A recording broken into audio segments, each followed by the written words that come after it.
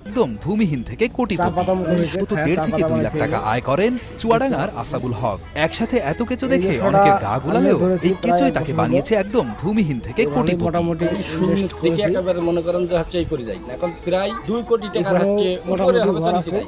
একসময় আসাবুল হকের ছিল না কোনো জায়গা জমি, অন্যের জমিতে অনেকগুলাই মাল ঘর তুলে করেছে থাকতেন এখানেও। তিনি। সংসার চালাতে করতেন চায়ের দোকানদারি, পাননি লেখাপড়ার কোনো সুযোগও, শুধুমাত্র নিজের নামটাই লিখতে শিখেছেন আশা তিনি। করি এখানে খুব দারিদ্র্যের ভালো কষাঘাতে বেড়ে ওঠা এই ব্যক্তিটি মাত্র 8 থেকে সাপ 10 তৈরি বছরের হচ্ছে। ব্যবধানে আজ একজন সফল উদ্যোক্তা। তার ভাগ্যের চাকা ঘুরিয়েছে কিলবিল করা সামান্য এই কেঁচো।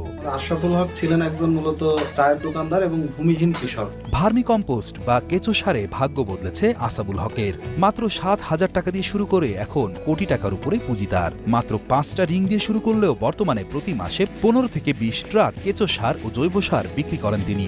বাজারে বিক্রি হওয়া সারের থেকে আসাবুলের এই জৈব সার গুণে ও মানে অনেক ভালো হওয়ায় তার বাড়িতে যেন লেগেই থাকে ট্রাকের লাইন। এখান থেকে যে কোয়ালিটি সম্পন্ন জৈব এবং ভার্মি উৎপন্ন